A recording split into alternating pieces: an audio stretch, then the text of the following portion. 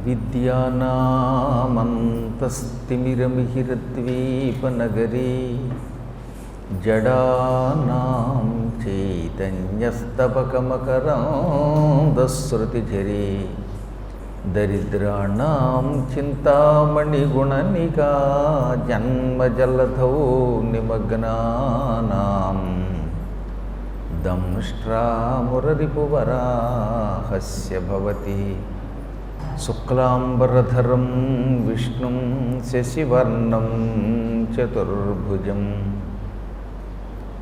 ప్రసన్నవదనం ధ్యాయేత్ సర్వవిఘ్నోపశాంతయే వందే గురుపదద్వంద్వమవాంగ్మానసగోచరం రక్తశుక్లప్రభామిశ్రమతర్క్యం త్రైపురం మహః నారాయణం నమస్కృత్య నరం చైవ నరోత్తమం దేవీం సరస్వతీం వ్యాసం తతో జయముదీరయేత్. సచ్చిదానందరూపాయ విశ్వోత్పత్యాదిహేతవే తాపత్రయ వినాశాయ శ్రీకృష్ణాయ వయం నుమః.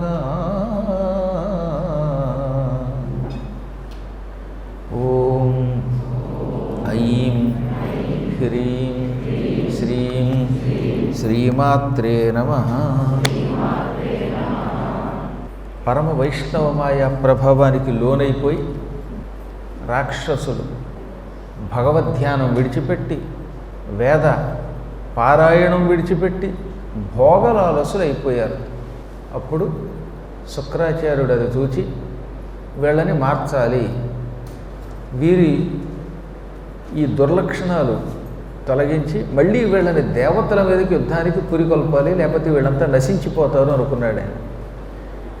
రాక్షసుల్లో ఎన్ని దౌర్భాగ్యపు లక్షణాలున్నా వాళ్ళకున్న ఒకే ఒక్క యోగం ఏమిటంటే వాళ్ళకి గురుకటాక్షం ఉంది. ఎప్పటికప్పుడు వాడు నశించిపోతున్నప్పుడల్లా వాళ్ళ గురువుగారు మళ్ళీ వాళ్ళని అనుగ్రహిస్తూనే ఉంటాడు. ఎందుకని పాప ఈ పిచ్చివాళ్ళు ఒక్కసారి నన్ను గురువుని ఆశ్రయించారు, వీళ్ళ రక్షణ బాధ్యత నాది, వారిలో ఎన్ని లోపాలున్నా ఎన్ని పాపాలున్నా రక్షణ మాత్రం నాది అనుకుంటూ ఉంటాడు ఆయన. ఇది గురువులకి శిష్యుల మీద ఉన్న ప్రేమ.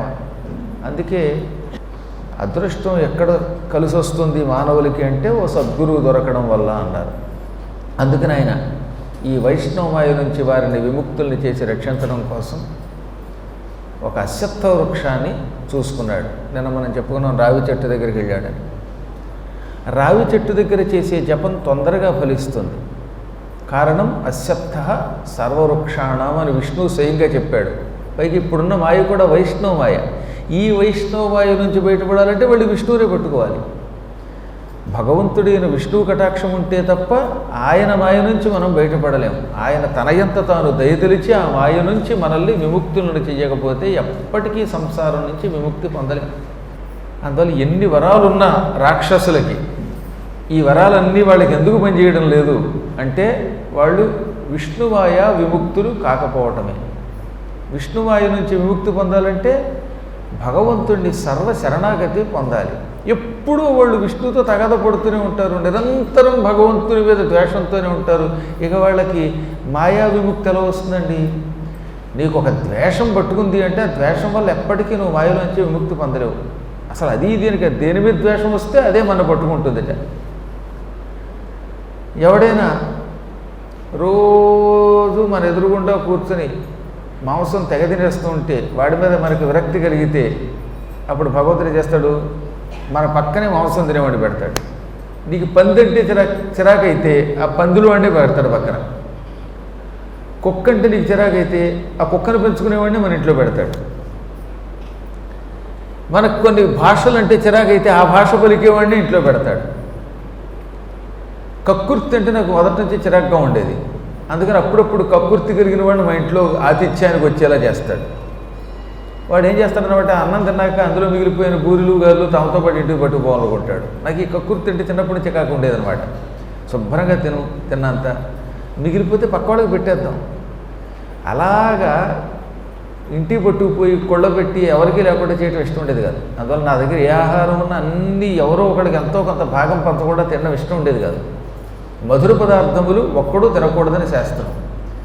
కానీ అదేంటో కొంతమంది శిష్యులు రాగానే గురువుగారు ఇది బాగుందండి ఈ బూరెలు పట్టుకుపోతా, గురువుగారండి మీ పంచి బాగుందండి పట్టుకుపోతాను అంటారు. బాగుంది, అది కూడా మంచిది అనుకోండి, వాళ్ళు అడిగి పట్టుకునేందుకు సంతోషమే. కానీ మనకు కక్కుర్తి అంటే చిరాకు కాబట్టి ఆ కక్కుర్తి కలిగిన వాడు పెడతాడన్నమాట పక్కన. అందువల్ల దేన్ని ద్వేషించకు. దీని మొత్తం మీద మనం సారాంశం ఏం కనిపెట్టాలంటే దేని మీద అతి జుగుప్స ద్వేషం ఉండకూడదు. ఉందంటే అది పరీక్షగా భగవంతుడు మన పక్కనే పెడతాడు. ఇప్పుడు వైష్ణవ మాయకి పదే పదే రాక్షసులు గురవడానికి గల మూల కారణం వాళ్ళకున్న వైష్ణవ ద్వేషం. అందుకే ఇది ఎరిగిన వాడు కనుక శుక్రాచార్యుడు భక్తితోటి ఓ రావి చెట్టు కింద కూర్చుని విష్ణుమాయా విమోహితులైన రాక్షసులను బాగు చేయడం కోసం తాను అక్కడ అడుగును కూర్చొని లక్ష్మిని ధ్యానం చేశాడు. అమ్మవారు శ్రీ మహాలక్ష్మిని గట్టిగా పట్టుకుంటే ఆవిడేం చేస్తుందనమాట, విష్ణువు దగ్గర రికమెండేషన్ లెటర్ తీసుకెడుతుంది.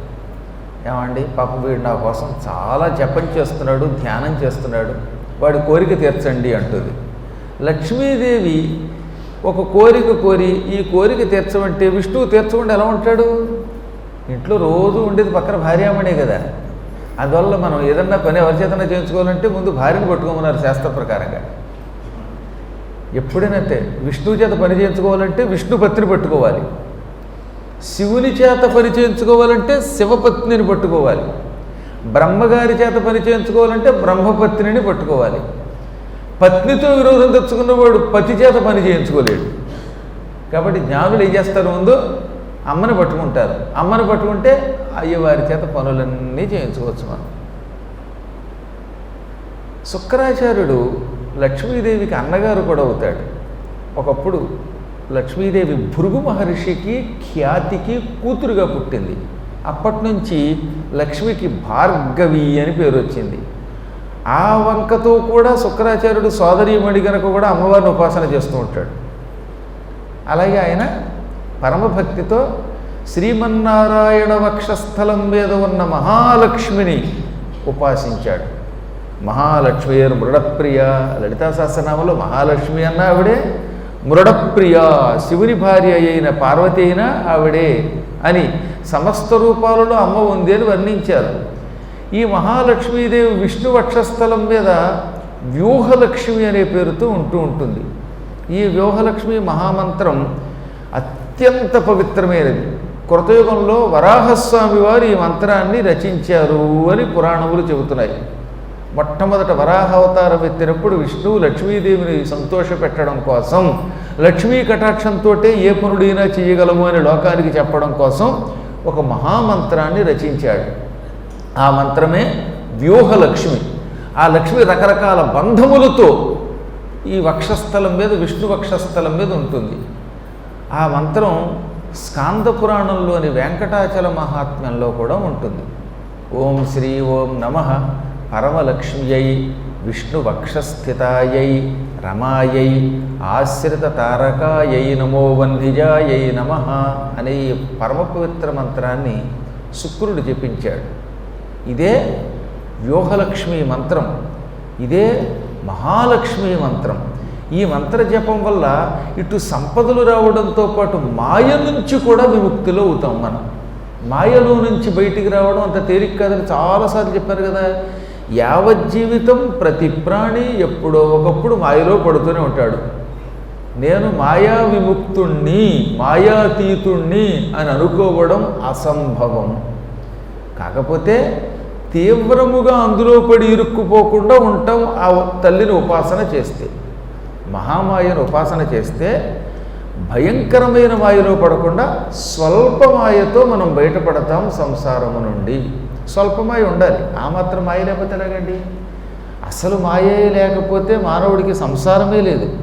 మాయ ఉంది కాబట్టే భార్య, భర్త, పిల్లలు, ధనము, కుటుంబము, ఉద్యోగము ఇటువంటి వాటి మీద మనకు ఎంతో మమకారం ఉంటుంది. పూర్తిగా మాయకి అతీతులం అయిపోతే అప్పుడు భర్త భార్య ముఖం చూడడు, భార్య భర్త ముఖం చూడదు, తండ్రి పిల్లల్ని, పిల్లలు తండ్రిని చూడరు, తల్లి పిల్లల్ని చూడదు, పిల్లలు తల్లిని చూడరు, అన్నదమ్ములు ఒకరితో ఒకరు సంబంధం లేకుండా ఉంటారు, నువ్వెవడు నేనెవడు అనుకుంటారు. శరీరము విడిచిన తర్వాత జీవులకి ఎటువంటి బంధం వస్తుందో పూర్తిగా మాయా విముక్తులైన వాళ్ళ జీవితం అలా ఉంటుంది. అందుకే సంపూర్ణ మాయాతీతుడు ఈ జగత్తులో ఉండడు. కానీ మనుషులను పాడు చేసి సంసార వ్యామోహంలో బాగా ఇరుక్కుపోయేలా చేసేటటువంటి మహామాయ నుంచి మాత్రం విముక్తులవుతారు వ్యూహలక్ష్మి మంత్ర అనుష్ఠానము చేసినటువంటి వాడు. అలాంటి మంత్రాన్ని శుక్రాచార్యులు వారు అనుష్ఠానం చేశారు. ఆ మహామంత్ర ప్రభావంతో రాక్షసులకి కొంత జ్ఞానం కలిగింది. వెంటనే ఆయన అమ్మయ్య వైష్ణవమాయ నుంచి ఇప్పుడు వీడు విముక్తులు పొందారు అనుకుని తదనంతరం తన శిష్యుడి దగ్గరికి వెళ్ళాడు. శిష్యుడి దగ్గరికి పిలిచాడు. చూచావా భండాసుర, మహా తపస్సు చేసిన వాడివి, శివుడి వల్ల వరాలు పొందిన వాడివి, ముల్లోకాలని జయించిన వాడివి, కానీ కేవలం కామానికి లొంగి నాశనం అయిపోయావు. నీ దగ్గర ఎంతకాలం సుందరీమణి రూపంలో ఉంటూ తిరుగుతూ నిన్ను బొట్లో వేసుకున్న స్త్రీ కాదు, స్త్రీ రూపంలో ఉన్న వైష్ణవమాయ. నువ్వు మోహితుడు అయిపోవడం వల్ల ఏమైపోయింది ఇప్పుడు నీకు? అందులో ఎవరు స్త్రీయో ఎవరు మాయో తెలియటం లేదు. ఈ వ్యామోహంలో పడి దేవతల్ని పట్టించుకోలేదు. దేవతలు ఏం చేస్తున్నారో తెలిసినా ఇప్పుడు నిన్ను నీ రాక్షస జాతిని నాశనం చేయడం కోసం హిమాలయ పర్వతాలకి వెళ్ళి యజ్ఞం చేస్తున్నారు, అమ్మవారి మంత్రాన్ని అనుష్ఠానం చేస్తున్నారు. రేపో మాపో వారి తపస్సు ఫలిస్తుంది, అమ్మ ప్రత్యక్షం అవుతుంది. ఆవిడ ప్రత్యక్షం అయ్యిందంటే వారి కోరిక తీర్చడం కోసం నిన్ను నీ కుటుంబాన్ని నాశనం చేస్తుంది. మొత్తం మీ రాక్షస జాతి మళ్ళీ నాశనం అయిపోతారు. మీ సర్వనాశనం మీకు మీరే తెచ్చుకుంటున్నారు. కారణం ఇంద్రియాలకు లొంగిపోయి. ఆ మాత్రం ఇంద్రియాలను అదుపులో పెట్టలేవా?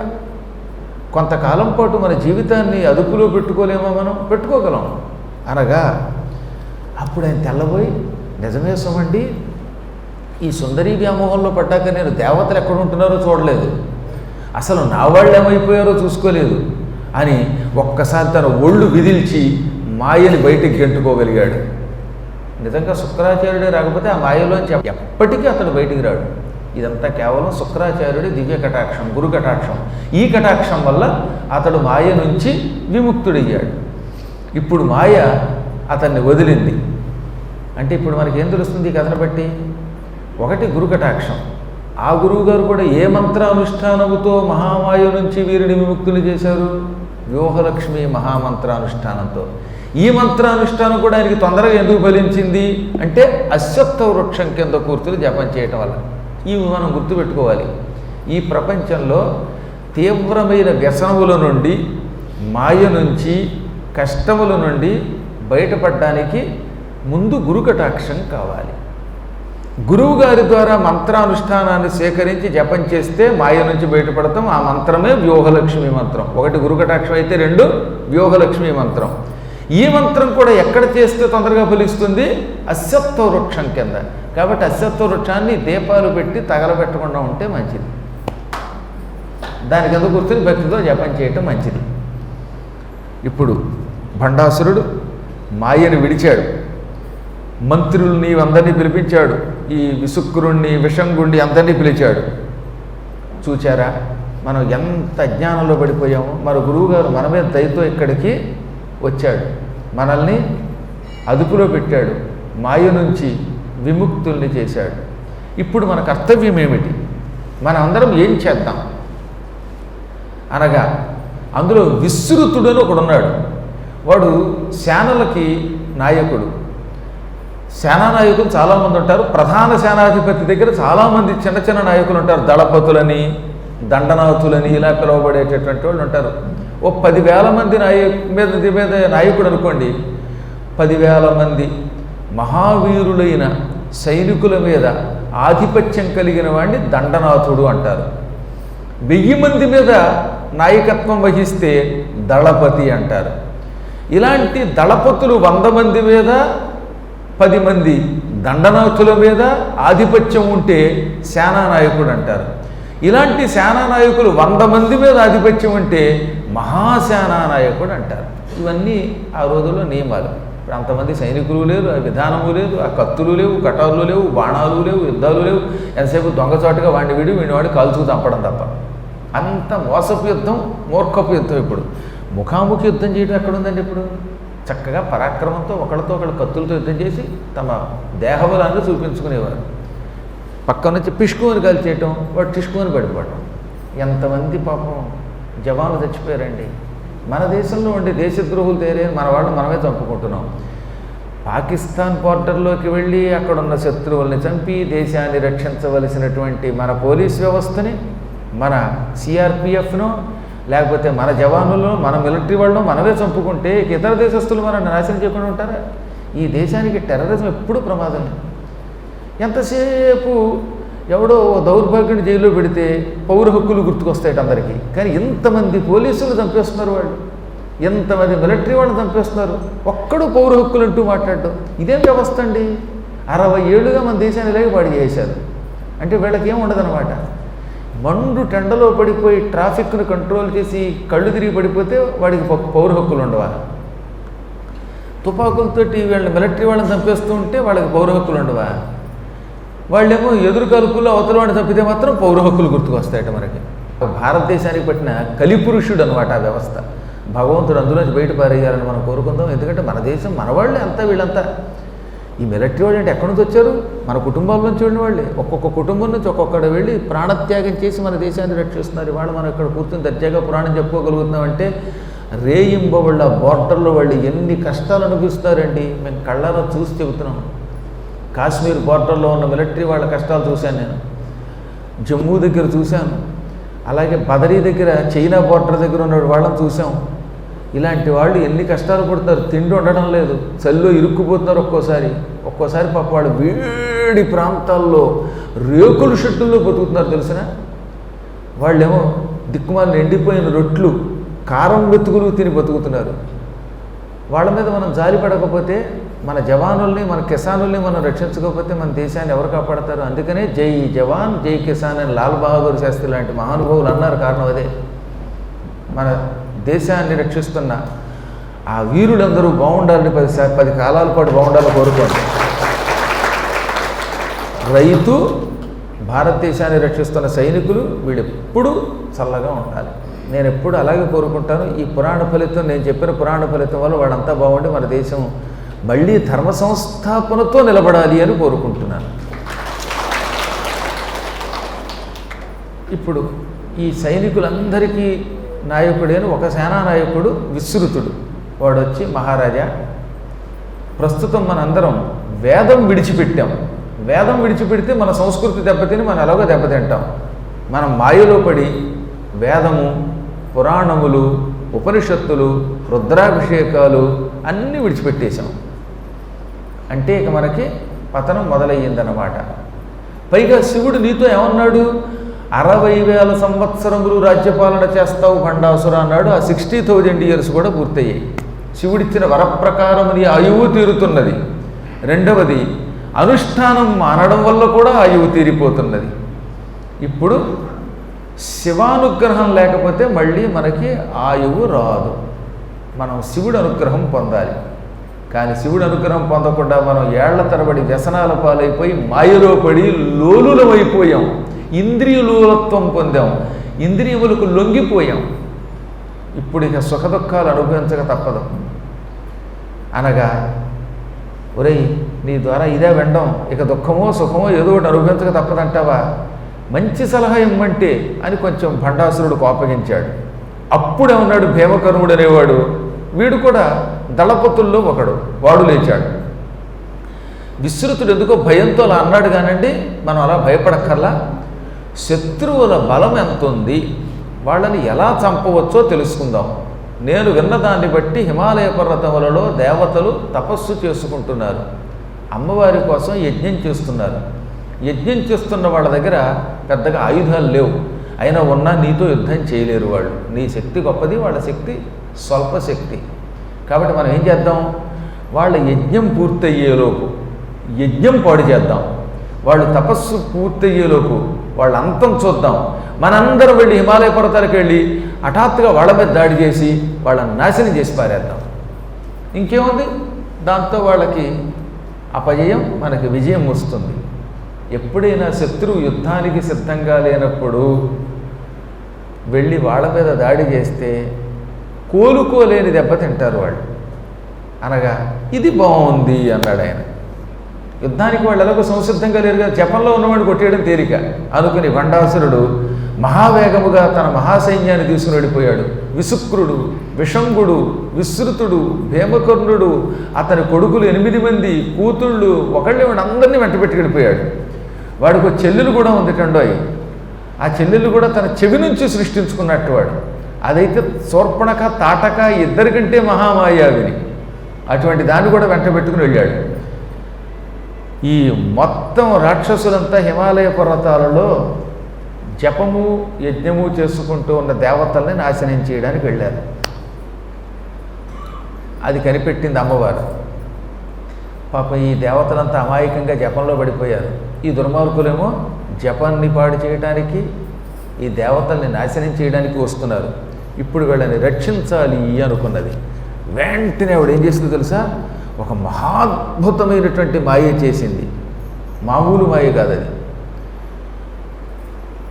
ఈ మొత్తం దేవతలు కూర్చున్నటువంటి ప్రాంతం చుట్టూత అగ్నిజ్వాలలతో కూడిన ఒక ప్రాకారం నిర్మాణం చేసింది. మహాప్రాకారం నిర్మాణం చేసింది. అది మామూలు కాంపౌండ్ వాళ్ళు కాదు. ఈ కాంపౌండ్ వాళ్ళు లంఘించి దాటి లోపలికి మానవ మాత్రుడు వెళ్ళలేడు. అటువంటి గొప్ప ప్రాకారాన్ని నిర్మించింది. ఇదేమిట్రా, ఇప్పటిదాకా ఈ హిమాలయ పర్వతాల్లో ఇటువంటి కోట కూడా మనం చూడలేదు, ప్రాకారం చూడలేదు. హఠాత్తుగా ఆకాశాన్ని అంటుతున్న కోటగోడ ఎక్కడి నుంచి వచ్చింది? ఈ కోటగోడ కూడా అగ్నిజ్వాలలతో మండిపోతున్నది. మంటలతో కూడిన కోటగోడని ఎవరో తమ మాయతో సృష్టించి ఉంటారు. దీన్ని వాయవ్యాస్త్రంతో పడగొట్టేద్దాం అనుకున్నాడు భండాసురుడు.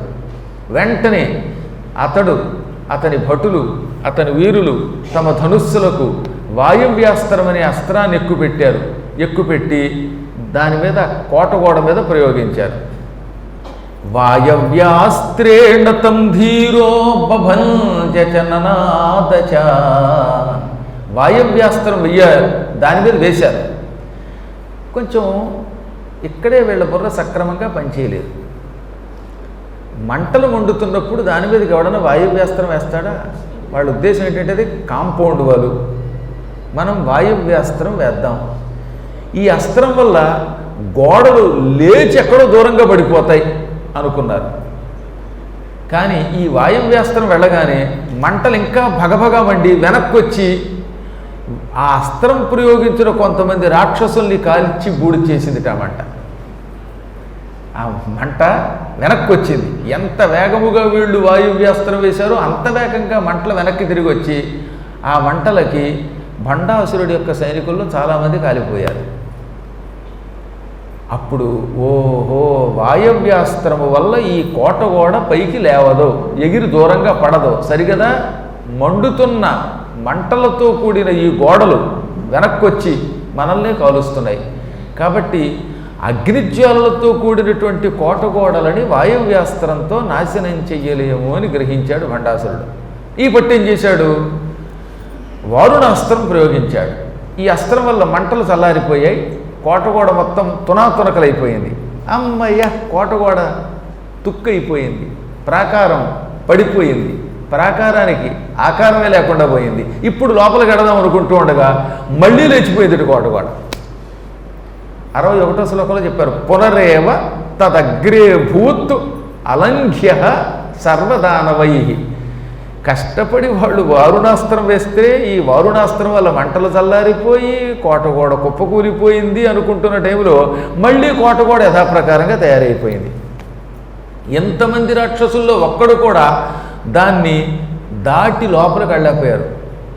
లంఘ్యము అంటే దూకుట, అలంఘ్యము అంటే దూకలేకపోవుట. కోటగోడ ఎక్కి అవతలికి దూకడం ఎవడి వల్ల కాల. కారణం ఏమిటంటే అసలు సహజంగానే ఎత్తైన గోడలు ఎక్కి అవతలికి వెళ్ళలేము. పైగా అది మంటలు మండుతున్న కోటగోడ, భగభగ మండిపోతున్నటువంటి కోటగోడల మీద నుంచి ఎక్కి అవతల వైపుకి ఎవడ దొక్కగలుగుతాడండి? ఎవడి వల్ల కాదు. దాంతో వాళ్ళు లంఘించి అవతల వెళ్ళలేకపోయారు, ఆ కోటగోడ మీద నుంచి దూకలేకపోయారు. వీళ్ళు తెల్లబోయారట. మళ్ళీ వరుణాస్త్ర ప్రయోగం చేశాడు వాడు. ఎన్నిసార్లు వాడు అస్త్రములు ప్రయోగించినా అస్త్రములు వెడుతున్నాయి, ఆ కోటగోడను నాశనం చేస్తున్నాయి, మళ్ళీ గోడ యథాప్రకారంగా అయిపోతుంది. వాడికి ఆశ్చర్యం కలిగింది. అంటే ఈ కోటగోడని ఇక మనం ఏం చేయలేమన్నమాట అనుకున్నాడు వాడు. పౌనఃపుణ్యేన తద్భస్మ ప్రాభూత్ పునరుపస్థితం ఏతద్దృష్ట్వా తు దైత్యేంద్రో విషణ్ణస్వపురం వ్యయో. పౌనఃపుణ్యేన అంటే పునః మళ్ళీ అస్త్రములు వేసి ఆ కోటగోడని ధ్వంసం చేయడానికి వాడు చాలా ప్రయత్నాలు చేశాడు. ఎన్ని ప్రయత్నములు చేసినా కోటగోడ కూలిపోవడం, మళ్ళీ యథాప్రకారంగా కోటగోడ తయారవడం.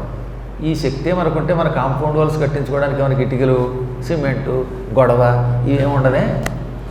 మా పీఠం చుట్టూతో బ్రహ్మాండమైన గోడ కట్టించేసుకునేవాడిని. అంత శక్తి మనకు ఉండదు. అది దేవతా శక్తి, అమ్మవారి శక్తి కదా. అందువల్ల అమ్మవారి శక్తి వల్ల వచ్చిన దివ్య ప్రాకారం అవ్వడం వల్ల ఈ రాక్షసులు ఎంత ప్రయత్నం చేసినా ఆ కోటగోడ చెక్కు చెదరడంలా. దాంతో రాక్షసుడు ఖిన్నుడైపోయాడు, ఏడుపు మొహం పెట్టాడు. విషణ్ణుడు అవడం అంటే ఒక ముక్కలో చెప్పాలంటే బోరుమని ఏడవడం తప్ప మిగతావన్నీ చేశాడనమాట. మరీ బొత్తిగా ఏడవడం ఇష్టం లేక, కన్నీళ్లు పెట్టుకోవడం ఇష్టం లేక ఏడుపు మొహంతో వెనక్కి వెళ్ళిపోయాడు. వాడికి చాలా భయం కలిగింది మొదటిసారిగా. ఏమి విచిత్రం ఇది, మృత్యువు లేనివాడిని నేను, దేవతల్ని ఎన్నో పర్యాయములు జయించాను, ప్రపంచమంతా నా అధీనం చేసుకున్నాను. అటువంటి నేను ఇవాళ హిమాలయ పర్వతాలలో దేవతలు తపస్సు చేసుకుంటూ ఉంటే వాళ్ళని ఏమీ చేయలేకపోయాను. వాళ్ళ చుట్టూతో ఒక రక్షణ కవచం వచ్చింది. ఆ పెద్ద కోట గోడని నేను ఎంత ప్రయత్నించినా కూల్చలేకపోయాను. కూలిపోయిన గోడ ఎప్పటికప్పుడు మళ్ళీ తయారవడం ఏమిటి, ఇదేదో నా పోయే కాలానికి వచ్చిందని వాడికి కొంత లోపల అనుమానం వచ్చేసింది. ఆ అనుమానం వచ్చి విషణ్ణుడై వెనక్కి వచ్చాడు. భయము, శోకము, విషాదము అన్నీ ఒకేసారి వాడిని పట్టుకున్నాయి. అప్పుడు ఇదంతా చూసినటువంటి ఇంద్రుడు, అమ్మయ్య, అమ్మ యొక్క అనుగ్రహం మన మీద ఉన్నది. నిజంగా జగదంబే రక్షించి ఉండకపోతే ఇవాళ ఈ దుర్మార్గుడు మన మీదకి దాడి చేసేవాడు, యజ్ఞగుండం అంతా నాశనం అయిపోయేది, జపం పాడైపోయేది. జపం పాడైపోతే వరాలు వచ్చేవి కాదు, వరాలే రాకపోతే మన బతుకు ఏమైపోయేదో. ఈ జగదంబ అవ్యాజ కరుణామూర్తి అనే తన నామాన్ని నిలబెట్టుకున్నది. ఏ వంక లేకుండా పిల్లల్ని ప్రేమించే కరుణాస్వరూపిణి. అందుకే ఈ రాక్షసుల నుంచి మనల్ని రక్షించటానికి ఉజ్వల ప్రాకారం నిర్మాణం చేసింది, ప్రాకారాన్ని కాపాడింది. వీళ్ళు ఏమీ చేయలేక పలాయనం చెత్తగించారు అనుకుని ఇక ఇప్పుడు వీళ్ళకి ధైర్యం వచ్చేసింది. ఇక మన జపం పాడవదు అనుకున్నారు. భక్తితో అమ్మవారి గురించి ధ్యానం చేశారు. ఓం ఐం క్లీం సౌః సౌః క్లీం ఐం అంటూ అమ్మవారి యొక్క బాలామంత్రాన్ని జపం చేశారు. ఈసారి మొదట్లో నవార్ణ మంత్రం చేసిన వీళ్ళు ఇప్పుడు బాలామంత్ర జపం చేశారు. అందులో బృహస్పతి పంచదశి మంత్రానుష్ఠానం చేశాడు. బృహస్పతి యొక్క తండ్రి అంగిరుడు, ఆయన షోడశాక్షరి మంత్ర జపం చేశాడు. ఇలా దేవతలంతా మంత్రోచ్చారణ చేశారు. ఎంత గింజుకున్నా, ఎంత జపం చేసినా అమ్మవారి అనుగ్రహం మాత్రం వాళ్ళకి రాలేదు. అంటే అమ్మ దర్శనం అవ్వలేదు. అమ్మ రక్షించింది, అది తెలుస్తూనే ఉంది. కోట కూడా యథాప్రకారంగా తయారయ్యింది, అది తెలుస్తూనే ఉన్నది. అయితేనే దర్శనం మాత్రం అవ్వడం లేదట. ఒకటి గుర్తుపెట్టుకోవాలి, భగవంతుడు మనల్ని రక్షించడం వేరు, దర్శనం ఇవ్వడం వేరు. ఎప్పుడూ ఆయన కాపాడుతూనే ఉన్నాడు కాబట్టి మనం బతుకుతున్నాం. ఆయనే మనల్ని కాపాడకపోతే కరోనాకి ఎంతోమంది వెళ్ళిపోయినట్టుగా మనం వెళ్ళిపోయేవాడుగా. కానీ వెళ్లకుండా మనల్ని కాపాడుతున్నది ఎవరు? ఆ దివ్యశక్తే. ఆ దివ్యశక్తి మీద నమ్మకంతో మనం బతుకుతున్నాం. కానీ రక్షించడం వేరు, కళ్ళ ముందు ప్రత్యక్షం కావటం వేరు. దివ్యమంగళ రూపముతో అమ్మవారే కనుక దర్శనమిస్తే అప్పుడు మనకు వచ్చే ఆనందం వేరు కదటండి. ఆ ఆనందం దివ్యానందం, బ్రహ్మానందం, భవ్యానందం. అటువంటి ఆనందం కలగాలంటే దానికి చాలా శ్రమించాలి. ఇప్పుడు దేవతలు జపం చేసి చేసి యజ్ఞం చేసి చేసి ఎంత ప్రయత్నం చేసినప్పటికీ అమ్మ కనపడకపోతే బాధపడిపోయారు. అమ్మవారికి మన మీద దయ కలగడం లేదా? ఎందువల్ల మనకి దర్శనం ఇవ్వడం లేదు? పోనీ అమ్మకి దయ లేదా అనుకుందామా అంటే దయ ఉంది కాబట్టే కదా రాక్షసులు మన మీద అస్త్రములు వేస్తూ ఉంటే ఆ అస్త్రాల నుంచి మనల్ని రక్షించింది, ప్రాకారాన్ని కాపాడింది. కాబట్టి దయ ఉన్నది, పరమదయ లేదేమో అనుకున్నారు వాళ్ళు. అప్పుడు ఇంద్రుడు, అమ్మ మనకి ప్రత్యక్షం అవ్వడానికి ఇక మన దగ్గర ఒకే ఒక మార్గం మిగిలింది, ఆ మార్గాన్ని నేను అనుసరిస్తున్నాను, మీకు ఇష్టమైతే మీరు అనుసరించండి అన్నాడు. ఎదురుగుండా పెద్ద హోమగుండం ఒకటి ఏర్పాటు చేశాడు. మహాద్భుతమైన విశాలమైన హోమగుండం అది. ఇంతవరకు మనం విడివిడిగా ఎవరి కుండాలు వాళ్లే పెట్టుకుని ఎవరి జపాలు వాళ్ళని చేస్తున్నాం. ఇప్పుడు అలా కాదు, సామూహిక యజ్ఞం చేద్దాం అని విశాలమైన యజ్ఞగుండం ఒకటి తయారు చేసి అందులో దివ్యాగ్నిని ప్రజ్వరిల్ల చేశాడు. చేసి ఏం చేశాడు తెలుసా? ఇదివరకు అందులో సమిధులు వేశారు, నెయ్యి వేశారు, చెరువు అనే పేరుతో వండినటువంటి పవిత్ర అన్నాన్ని వేశారు. ఇప్పుడు అలా కాదట, ఇంద్రుడు ఒక అద్భుతమైన యాగమే చేశాడు. ఆ యాగం ఆయన చేశాడని మీరు చేయకండి సుమా, ఆయన శక్తి వేరు, మన శక్తి వేరు. విధివత్ జుహువుహు మాంసాని ఉత్కృత్యోత్కృత్య మంత్రతః హుతేషు సర్వమాంసేషు పాదేషు చకరేషు చ. వేదమంత్రాలను ఉచ్చరిస్తూ తన శరీరములో ఉన్న మాంసమును కోసి అందులో వేసేశాడు. కత్తి తీసుకుని పై చర్మం గీకాడు, వేళ్ళు, ఆ తర్వాత వేళ్ల కింద ఉన్న మాంసం, చేతుల మాంసం, తొడల మాంసం, పొట్ట దగ్గర ఉన్న మాంసం, ఈ విధంగా శరీర అవయవాలలో ఉన్న మాంసం అంతా చెక్కి అందులో వేశాడు. ఇతర జంతువుల్ని హింసించకూడదు, మన శరీరాన్ని అమ్మకి సమర్పిద్దాం, అప్పుడు అమ్మ ఎందుకు ప్రత్యక్షం కాదో చూద్దాం అంటూ సర్వమాంసేషు పాదేషు చకరేషు చ, తమ శరీరంలో ఉన్న అవయవాలన్నీ కోసి అందులో వేసేశాడు. పాదాలు, చేతులు, ముక్కులు, డొక్క, పక్కలు, పొట్ట ఒకటేమిటి, శరీరములో ఉన్న అవయవాల మాంసమంతా బలాత్కారంగా పీకి అందులో వేసేశాడు. ఆ ఎదురుగుండా ఉన్న అగ్ని భగ భగ భగ మండింది. ఆఖరణ హృదయం కూడా చీల్చి అందులో వేసేశాడు, గుండెకాయ కూడా వేసేశాడు. అప్పుడు దాన్ని చిదగ్ని అన్నారు. ఆ కొండములో చిదగ్ని ప్రజ్వరిల్లింది, హృదయాగ్ని ప్రజ్వరిల్లింది. చిత్ అంటే జ్ఞానము అని ఒక అర్థం. జ్ఞానం వాళ్ళకి కలిగింది. మన శరీరమే అమ్మ, అమ్మే శరీరం, మన శరీర అవయవాలకి అమ్మకి తేడా లేదని ఒక అపూర్వ జ్ఞానం కలిగింది. ఆ జ్ఞానంతో అమ్మని ప్రసన్నం చేసుకోవడానికి అగ్నిలో తమ మాంసాన్ని ఆహుతి చేశారు. వెంటనే ఆ చిదగ్ని కొండం నుంచి కోటి సూర్యుల కాంతితో అమ్మవారు ప్రత్యక్షమయ్యింది. అప్పటి నుంచి చిదగ్ని కొండ సంభూత అన్నారు. అంత పూర్వం అమ్మవారు చాలా రకాలుగా అవతరించింది. మొదటిసారిగా చిదగ్ని కొండము నుండి ఆవిర్భవించింది. భూత పుట్టినది, కానీ మామూలుగా పొట్ల సంభూత, తనయంత తాను తేజస్సుతో ఆవిర్భవించింది, అవతరించింది. సాధారణంగా మనల్ని ఏమంటాం? సహ భూత అంటే అతడు పుట్టాడు, పుట్టడం అందరూ చేస్తారు, కానీ అమ్మ అవతరించింది, అందుకే సంభూత, ఆవిర్భవించింది, స్వేచ్ఛగా యజ్ఞగుండం నుంచి వచ్చింది. ప్రాదుర్బభూవ పరమం తేజ పుంజోహ్యనుత్తమగా. ఆ అగ్నికుండం నుంచి పుట్టిన అమ్మవారు మహాకాంతి స్వరూపిణి. అప్పుడు ఆవిడ రూపం ఎలా ఉన్నది అంటే ఎలా ఉందో కూడా వర్ణించలేకపోయినా యథాశక్తిగా వర్ణించవచ్చు అన్నారు. నిజానికి ఆ కాంతిని దేంతో వర్ణిస్తామండి? కోటాను కోట్ల సూర్యుల కాంతి ధగధగలాడిపోతున్నది. ఆ రూపం చూడటానికి కళ్ళకి శక్తి సరిపోదు. అయినా వర్ణించాలి గనక వాగ్దేవతలు దాన్ని వర్ణించాయట. ఉద్యద్భాను సహస్రాభ, ఉదయిస్తున్న అసంఖ్యాక సూర్యుల కాంతి వంటి కాంతి కలిగినది అమ్మ. ఉజ్జత్ అంటే ఉదయిస్తున్న, భాను సూర్యుల యొక్క సహస్ర సంఖ్యతో సమానమైన ఆభా కాంతి కలిగినది.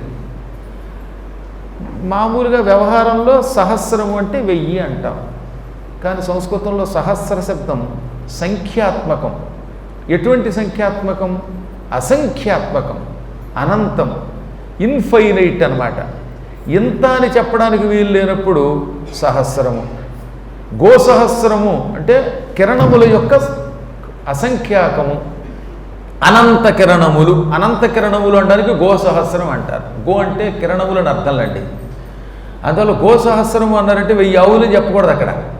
సూర్యుడి యొక్క గోసహస్రం అంటే లెక్కలేనన్ని సూర్యకిరణములు. అలాగే ఇక్కడ భాను సహస్రాభ, అసంఖ్యాకముగా సూర్యులు ఆకాశంలో వచ్చారు. ఎంతమంది సూర్యులు లెక్క పెట్టలేము, ఆకాశమంతా సూర్యుళ్ళే. అది కూడా యుగపత్తు, ఒకేసారి పుట్టుకొచ్చారట.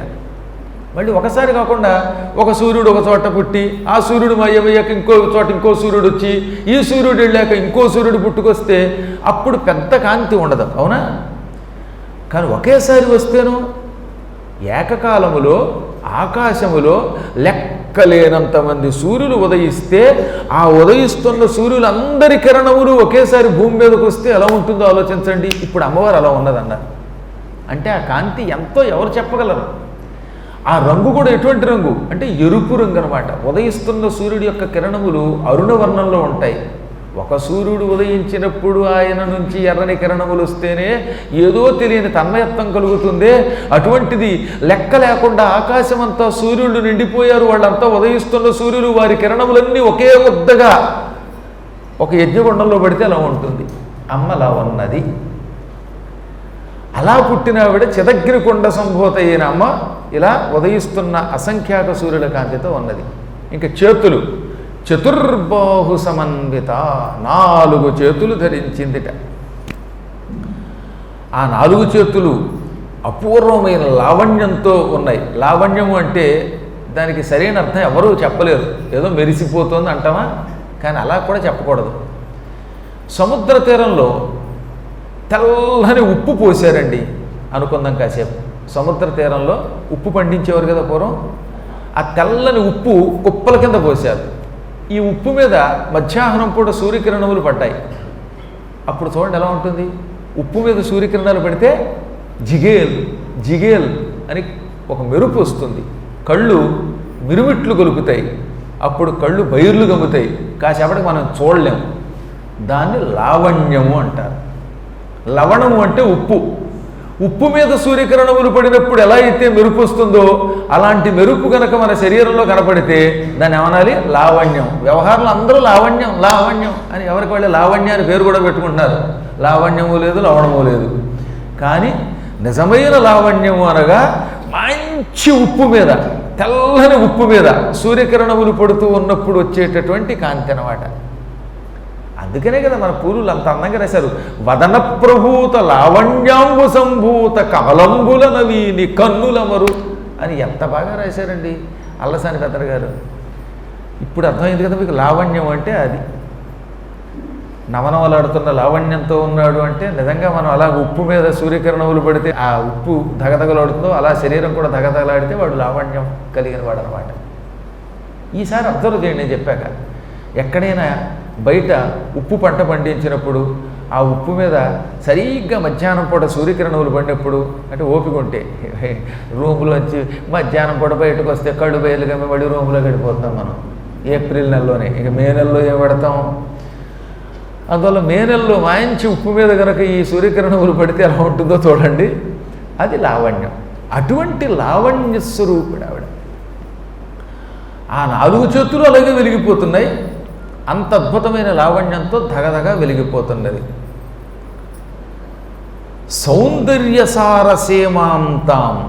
ఈ ప్రపంచంలో అందం అంటే ఏమిటి అంటే ఇంకా అమ్మవారి అందం తప్ప మరేమీ లేదు. అందుకని సౌందర్యమునకు ఎల్లలు ఆవిడే నిజమైన సరిహద్దు సౌందర్యానికి. అనగా ఇక అంతకు మించిన సౌందర్యం మరొక చోట మనం చూడలేం. అందుకే అమ్మవారికి జగదేక సుందరి, భువన సుందరి, శ్రీ సుందరి, విశ్వసుందరి అని పేరు.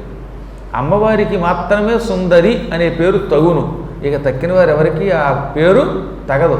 స్త్రీలలో సుందరి అంటే అమ్మ, సుందరుడు అంటే భగవంతుడే. అందుకని సౌందర్యలహరి అని రాశారు శంకరాచార్యులు వారు. ఈ సౌందర్యలహరి అనే పేరుతో అమ్మవారిని ఎందుకు వర్ణించాడైనా? అమ్మవారి సౌందర్యం సముద్రంలో కెరటాలు పుట్టినట్టుగా వస్తూనే ఉంటుంది. ఆ సౌందర్యం ఎన్నిసార్లు చూసినా ఇంకా ఇంకా చూడాలని అనిపిస్తూనే ఉంటుంది.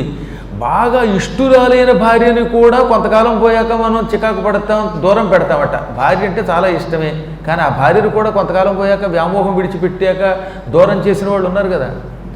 ఇంకా నాకు ఈ సుందరి లేకపోతే ఉండలేను అనుకున్నటువంటి వాళ్ళు కూడా భార్యను విడిచిపెట్టిన వాళ్ళు ఉన్నారు తెలిసిన. వైరాగ్యంతో భార్యను విడిచిపెట్టాడు ఎవరు? తులసీదాసు గారు. ఈ భార్య లేకపోతే ఉండలేను అనుకున్నవాడు రత్నావళిని విడిచిపెట్టాడు.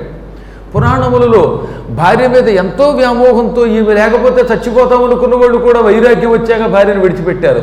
కానీ అమ్మవారి సౌందర్యం చూసినవాడు ఇంకా ఇంకా వర్ణిస్తూనే ఉంటాడు, ఆ పాదాలు పట్టుకోవాలనుకుంటూనే ఉంటాడు. సముద్రములో కెరటములు ఒకదాని తర్వాత ఒకటి పుడుతూనే ఉంటాయి.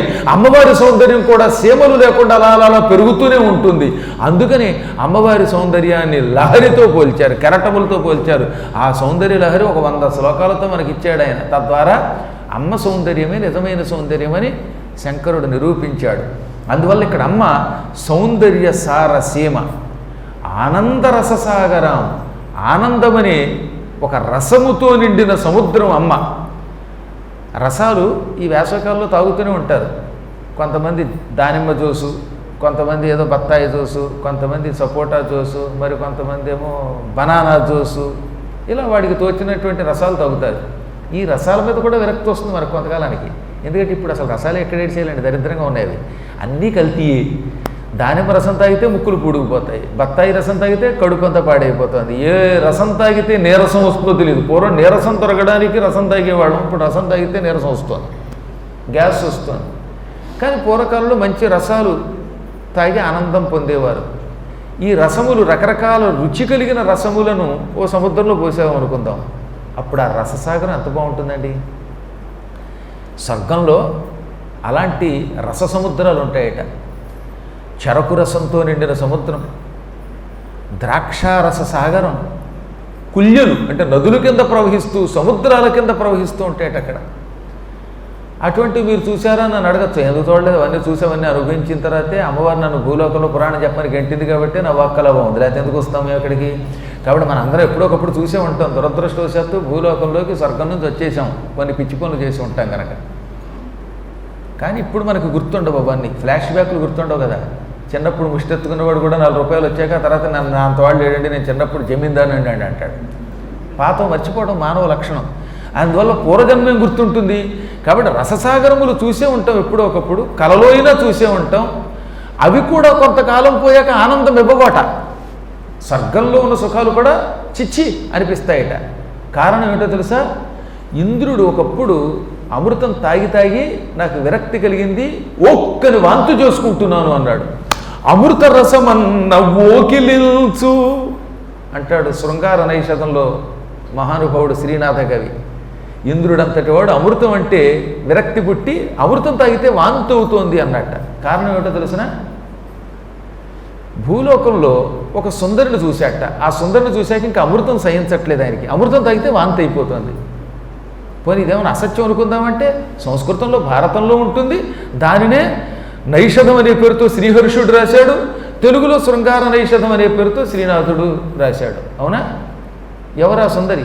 దమయంతి. దమయంతి సౌందర్యం చూడగానే రససాగరం అమృత సాగరం దగ్గరికి వెళ్ళి అమృతం తాగితే కూడా విరక్తి కలుగుతోందన్నాడు ఆయన. అంటే ఇప్పుడు ఏమైపోయింది చెప్పండి మీకు? ఎంత ఆనందమును కలిగించే రుచి కలిగించే అమృతం కంటే దమయంతి సౌందర్యమే ఆయనకి ఆహ్లాదం కలిగిస్తోంది. భూలోకంలో ఒక సుందర్యమణి సౌందర్యం ముందు ఈ అమృతం కూడా ఆయనకి రుచించట్లేదట. కాబట్టి ఎటువంటి సాగరమైనా కొంతకాలానికి మనకి విరక్తి కలిగించవచ్చు. ఈ ద్రాక్ష సాగరం, లేకపోతే బత్తాయి రసంతో కూడిన సముద్రం, ఆఖరికి అమృత సముద్రం, లేదా పరమ సౌందర్యవతుల యొక్క సౌందర్య సముద్రం కూడా మనకు కొంతకాలం పోయాక విరక్తి కలిగించి ఆనందం ఇవ్వవు. కానీ ఎప్పటికీ విరక్తి కలిగించకుండా శాశ్వతమైన ఆనందం ఇచ్చే రసం అమ్మవారి పాదాల దగ్గర ఉన్నది. అమ్మ పాదాలను చూచిన వాడికి ఇక ఇంతకంటే ఆనందరస సాగరం లేదు అనిపిస్తుంది. అందుకని అమ్మ పాదాలు అని అమ్మవారి పాదాలు పట్టుకుంటూ ఉంటాడు. అమ్మవారి పాదాలు పట్టుకున్న వాడికి అంతకంతకీ ఆనందం పెరుగుతుంది కానీ తరగదు. ఆ సముద్రంలో మునిగిన వాడు ఇంకో చోటికి వెళ్ళడు. అది నిజమైన సుధా సముద్రము. అందుకని అమ్మవారు అటువంటి సుధా సముద్రంలో కూర్చున్నది. అమ్మవారి భక్తులు ఆ అమృత సముద్రంలోకి వెళ్ళి ములుగుతూ తేలుతూ అమృతం తాగుతూ అమ్మవారి దగ్గరే ఉంటారు. భూమికి వద్దాం అనుకోరట. వచ్చినా మనబోటి వాళ్ళకి ఉపకారం చేసి మళ్ళీ వెళ్ళిపోతారు. శాశ్వతంగా ఇక్కడ ఉండలేరట వాళ్ళు. అలాంటి ఆనంద రస సముద్రమే అమ్మవారి రూపం అంటే. జపాకుసుమ సంకాశాం, అమ్మవారి శరీరం ఎలా ఉన్నది ఇంకా. ఇందాక ఉజ్జద్భాను సహస్రాభ అన్నారు. ఇప్పుడు ఇందులో 72వ శ్లోకంలో ఉత్తర భాగంలో 12వ అధ్యాయంలో బ్రహ్మాండ పురాణంలో జపాకుసుమ సంకాశాం అన్నారు. దాసాని పువ్వు అని ఒక పువ్వు ఉంటుంది. ఇప్పటికి కూడా ఆ పువ్వులు మనకి దొరుకుతూనే ఉంటాయి. అచ్చం అగ్నివలే ఎర్రగా ఉంటాయి. ఆ పువ్వులు జపా పుష్పాలు. ఆ జపా పుష్పాలు అగ్ని పువ్వులు ఎలా ఎర్రగా ఉంటాయో అమ్మ కూడా అటువంటి ఎరుపు రంగు కలిగి ఉంటుంది. ఇంకా అమ్మవారు చీర కట్టుకున్నదట. చిదగ్ని కుండ సంభూత అయిన అమ్మని ఇప్పుడు వర్ణిస్తున్నారు. దేవతలకు ఎదురుగుండా అమ్మ కనపడింది. వాళ్ళంతా శరీరాన్ని కోసి మాంసంతో యజ్ఞం చేస్తే ఆ యజ్ఞములకు సంతోషపడి చిదగ్ని కుండ సంభూత అయ్యింది అమ్మ. వారు ఎదురుగుండా ఉన్న అగ్ని మామూలు అగ్ని కాదు, చిదగ్ని. చిదగ్ని అంటే 2 చెప్పాను. ఒకటి హృదయం, వాళ్ళ హృదయమే అగ్నిగా వండుతోంది. 2 చిత్ అంటే జ్ఞానం, జ్ఞాన అగ్ని. అది మనం కూడా జ్ఞానాగ్నిని పొందొచ్చు. మన శరీరంలో కూడా చిదగ్ని ఉన్నది. ఎప్పుడు వస్తుంది ఆ చిదగ్ని? ఈ చరాచర జగత్తంతా శక్తిమయం, అమ్మవారిమయం, భగవంతుడు తప్ప మరేమీ లేదు. కాబట్టి ఈ సృష్టిలో ఎవరి మీద రాగం ద్వేషం ఉండకూడదు, అనవసర ప్రసంగం ఉండకూడదు. నిరంతరం మన జీవితాన్ని భగవత్ సేవలో గడుపుదామనే ఊహ కలిగితే వాడు జ్ఞానాగ్ని పొందినట్టే. అప్పుడు వాడికి ఇక ఏ కర్మల యొక్క ఫలితము అంటదట. మనం కర్మలు చేసామంటే ఈ కర్మల వల్ల పుడతాం, చస్తాం. అందులో మంచి పనులు చేస్తే స్వర్గాది లోకాలకు వెళ్ళి శుభాలు పొందుతాం.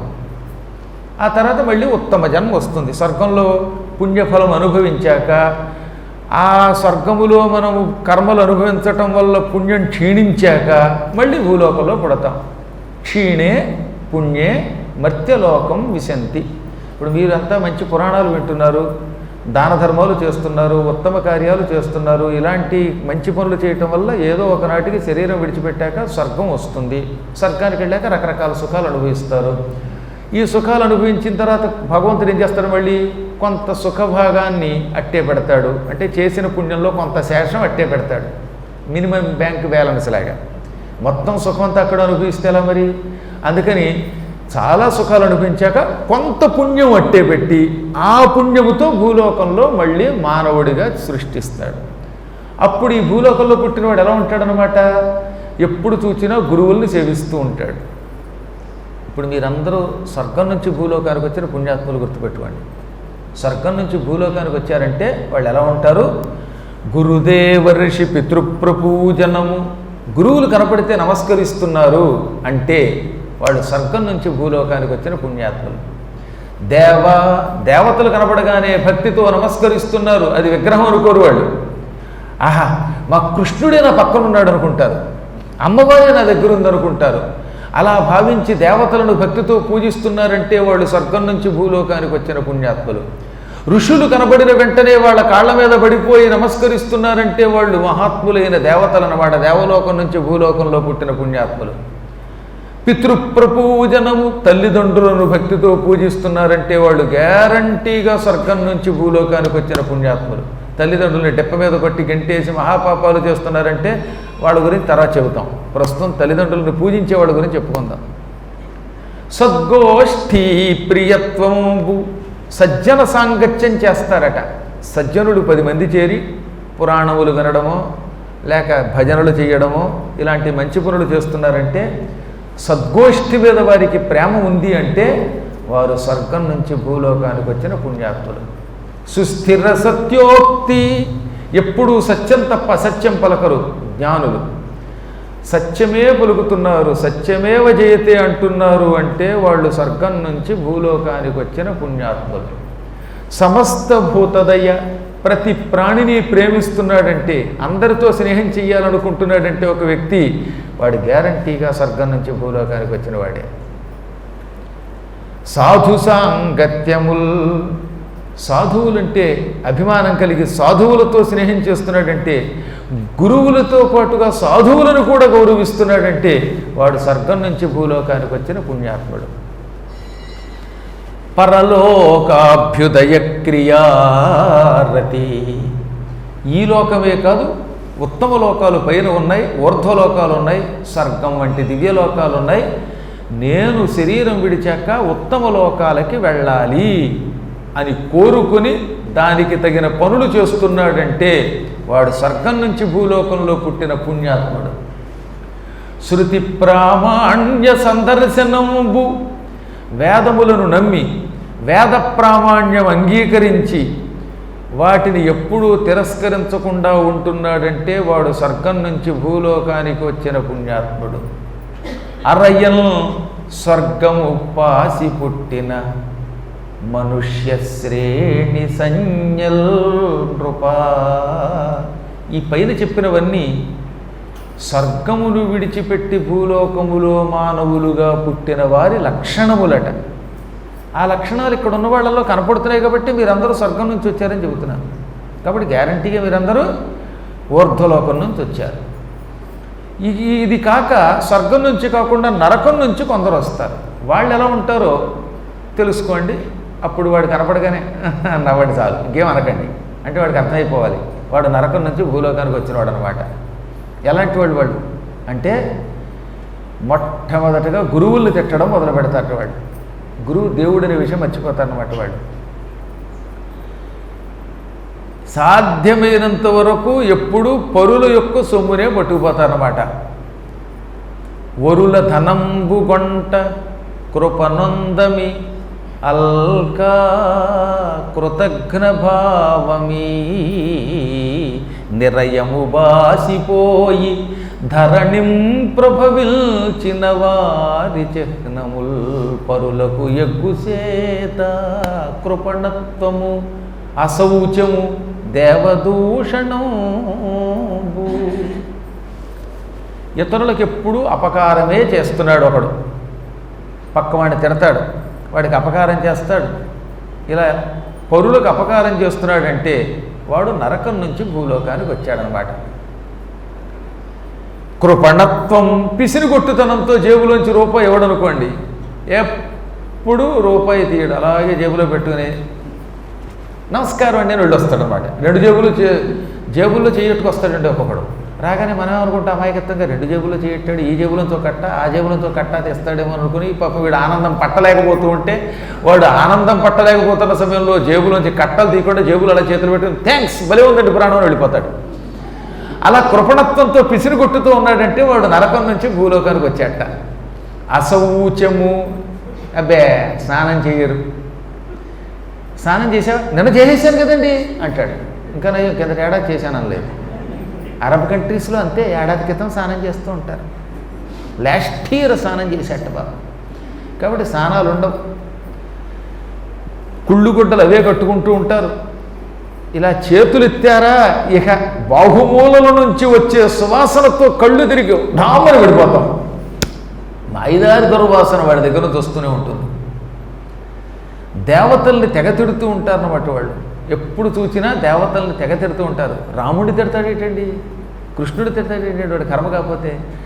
ఆ దివ్యశక్తి ముందు వాడంతా వాడు బతికంత. భూలోకంలో తెగ తినేసిన ఒక పంది ఒకటి ఉంది. ఆ పంది ఈ మధ్యన అప్పుడప్పుడు ఛానల్స్లో కనపడుతూ ఉంటుంది. దాన్ని చూడండి మీరు ఎప్పుడైనా సరే. ఇంటి పేరులో మళ్ళీ వాడి నెత్తి ఏదో ఉంటుంది దిక్కుమాలాడు, వాడిని చూస్తేనే విసుకొచ్చేస్తున్నాడు మనకి. వాడు ఎప్పుడు రాముడిని కృష్ణుడే తిరుగుతూ ఉంటాడు. వాడి కర్మది. అంటే ఇలా నిరంతరం దేవదోషణం చేస్తున్న దుర్మార్గుడు నరకంలో నానాయాతంలో అనుభవించి భూలోకంలో పుట్టినటువంటి పంది అవతారం అన్నమాట వాడు. ఇక కృతజ్ఞ భావం, మేలు చేసినటువంటి వాడికి కీలు చేయటం ఒక పక్కనట్టండి, మేలు చేసిన వాడికి కూడా వాడు అపకారం చేస్తాడు, వాడిని చంపేస్తాడు. తనకు ఉపకారం చేసిన వాడిని చంపేస్తూ ఉంటారు. వాడు వ్యాపారం కోసం మన దేశంలోకి అడుగు పెడితే మన వాళ్ళు బుద్ధి లేక స్థలం ఇస్తే మన వాళ్ళు నెత్తినెక్కి వాళ్ళందరినీ చంపేసి ఆక్రమించాలి బ్రిటిష్ వాళ్ళు. మరి వీళ్ళంతా ఎక్కడి నుంచి వచ్చారనుకుంటారు? దేవా పాపులం అన్నవాళ్ళు వీళ్ళే. నరకం నుంచి భూలోకానికి వచ్చిన అత్యంత క్రూరులు అనమాట వీళ్ళు. అస్సలు వీళ్ళకి కృతజ్ఞత ఉండదు, మేలు చేసిన వాళ్ళు చంపుతారు. ఇవన్నీ నరకమును విడిచిపెట్టి భూలోకమునకు వచ్చినటువంటి పాపాత్ముల యొక్క లక్షణములు. అసత్యం తప్ప సత్యం పలకరు, హింస తప్ప అహింస ఉండదు. ఇప్పుడు ఇవన్నీ ఎందుకు చెప్తున్నాడు ఇక్కడ అంటే, నువ్వు మంచి చేస్తే స్వర్గానికి ఎడతావు, భోగాలు అనుభవిస్తావు, మళ్ళీ ఉత్తమ జన్మ ఎత్తుతావు. మహాపాపాలు చేస్తే ఇక్కడ కష్టాలు అనుభవిస్తావు, చచ్చాక నరకానికి పోతావు, నరకంలో క్రూర కఠోర శిక్షలు అనుభవిస్తావు, మళ్ళీ భూలోకంలో అతి క్షుద్ర నీచమైన జన్మ ఎత్తుతావు. కాబట్టి మొత్తం మీద నీకు పుణ్యమున్నా పాపమున్నా అది పునర్జన్మకు మూల కారణం అవుతోంది. పుణ్యమేమో ఉత్తమ జన్మ ఇస్తోంది, పాపమేమో నీచ జన్మ ఇస్తోంది. ఈ రెండూ పోతే కానీ మానవుడికి ముక్తి రాదు. ఈ రెండు ఎలా పోతాయి? పుణ్యపాప కర్మములు రెండు ఎలా పోతాయి అంటే, ఏ పని చేసినా ఆ పని ఫలితాన్ని పరమాత్మకి మనస్ఫూర్తిగా సమర్పించినప్పుడు వాడికి పుణ్యపాప కర్మములు రెండూ ఉండవు, అప్పుడు వాడు ముక్తి పొందుతాడు. దానికి ఏమని పేరు అన్నమాట? చిదగ్ని అని పేరు. దాన్నే భగవద్గీతలో కృష్ణుడు చాలా తేలిగ్గా చెప్పాడు కదండి. జ్ఞానాగ్నిదగ్ధ కర్మాణం తమాహు పండితం బుధాగా. పండితుడు అని ఎవరినంటాం? మహాత్ములైన దేవతలు పండితులు ఒక వ్యక్తిని పండితుడిని అనాలంటే ఆ వ్యక్తి జ్ఞానమనే అగ్ని చేత, అంటే చిదగ్ని చేత కర్మలన్నిటినీ దగ్ధం చేస్తాడు. చేసిన పనుల యొక్క ఫలితమంతా పోగొట్టుకుంటాడు. అప్పుడు మాత్రమే వాడు పండితుడు, వాడే శాశ్వత కైవల్యం పొందుతాడు. ఇది కొంచెం కష్టమే కదా. మనలో జ్ఞానం అని ఒక అగ్ని పెరగాలి. ఆ అగ్ని పెరిగితే లాభం ఏమిటనమాట? మనకి ఏ కర్మ మీద వ్యామోహం ఉండదు, అన్నీ చేస్తాం కానీ దేన్ని పట్టించుకోం. వాడు అన్నం తింటాడు, వ్యామోహంతో అన్నం తినడు. మంచి మంచి రుచి కలిగిన పదార్థాలు తింటాడు కానీ దాని మీద వ్యామోహం ఉండదు. పైకి చెబుతాడు అనమాట, పులిహార ఎలా ఉంటుంది, దరిహార ఎలా ఉంటుంది, వాడు మొహం ఏం తిండదు. దాని మీద వ్యామోహం ఉండదు, పాయసం మీద వ్యామోహం ఉండదు. పుణ్యకర్మలు చేసినప్పుడు 10 మందికి తెలియాలి అనేటటువంటి ఊహ లోపల ఉండదు. అలాగే ఈ పుణ్యం యొక్క ఫలితం రావాలనే కోరిక ఉండదు. ఇది చాలా కష్టం. అంటే సర్వకర్మల ఫలితము పరమాత్మకి సమర్పిస్తాడు. అన్ని పనులు చేస్తాడట, సుఖాలు అనుభవిస్తాడు, దుఃఖాలు అనుభవిస్తాడు, దానం చేస్తాడు, ధర్మం చేస్తాడు. కానీ మనస్సులో మాత్రం ఇవన్నీ నేను నా ఇష్టదేవతకి సమర్పిస్తున్నాను అంటాడు. నాలుగుతో కాదు, మానసికంగా. పైకి మనం ఎన్ని కబుర్లు చెప్పినా నన్ను మీరు బాగా పొగిడితే నాకు ఎంత ఆనందం వచ్చేస్తుంది. ఆహా, పద్మాకర్ గారు ఉపన్యాసం అంటే ఎంత బాగుంటుందో అన్నారు అనుకోండి, అప్పుడు ఎంతో ఆనందం వస్తుంది. అవునా? ఈ ఆనందం రాకుండా ఇదంతా భగవత్ కృప, భగవంతుని కృప అని ఎంతమంది అనుకోగలరు? అలా అనుకున్నప్పుడు వాడు జ్ఞానాగ్ని కర్మలను చేసిన వాడే. అంటే వాడు చేసిన కర్మల యొక్క ఫలితం అంతా జ్ఞానం అనేటటువంటి అగ్నిగుండంలో విడిచిపెట్టాడు. అప్పుడు వాడికి పుణ్యము పాపము అనే రెండూ పోతాయి. పోతే వాడు ముక్తి పొందుతాడు. ఇటువంటి చిదగ్ని మనలో ఉంటే, జ్ఞానాగ్ని మనలో ఉంటే, ఎవరి మీద రాగము ద్వేషము లేకుండా ఉంటే, ఏ పనైనా నేను చేస్తున్నాననే స్పృహ లేకుండా ఉంటే, తింటున్నప్పుడు తిరుగుతున్నప్పుడు సర్వకాల సర్వావస్థల్లో ఈ శరీరము శరీర కర్మలు మనస్ఫూర్తిగా పరమాత్మకి సమర్పిస్తూ ఉంటే, అప్పుడు మన హృదయంలో అమ్మ పుడుతుంది. అది చిదగ్నికొండ సంభూత. అప్పుడు మన హృదయంలో పుట్టిన అమ్మే మనలో అయిపోయేలా చేస్తుంది. మన హృదయంలో అమ్మ పుట్టిందంటే అప్పుడు మనం అమ్మవారి దగ్గరికి ఎక్కడికి వెళ్ళక్కర్లా, మనమే అమ్మ అయిపోతాం. ఎందుకని? నీ హృదయంలో అమ్మ పుట్టింది కాబట్టి ఇప్పుడు నీ శరీరం ఏమైపోయింది? అమ్మకి దేవాలయం అయ్యింది. దేవాలయం అయ్యాక అమ్మ ఏం చేస్తుంది? ఈ ఆలయాన్ని తనతో పాటు పట్టుకుపోతుంది. అప్పుడు ఇటువంటి మళ్ళీ జన్మ ఎత్తవలసిన అవసరం లేకుండా చేస్తుంది. అంతటి గొప్ప జ్ఞానంతో కర్మలు చేయాలి. అలా చేస్తే శంకరుడు అవుతాడు, అలా చేస్తే కృష్ణుడు అయిపోతాడు, అలా చేస్తే వాడే అమ్మ అయిపోతాడు. ఆ స్థాయి మానవులకు ఇవ్వడం కోసం అమ్మవారు ఇప్పుడు చిదగ్నికొండ సంభూత అనిపించుకున్నది. పరమ సౌందర్య రససాగర అయ్యింది.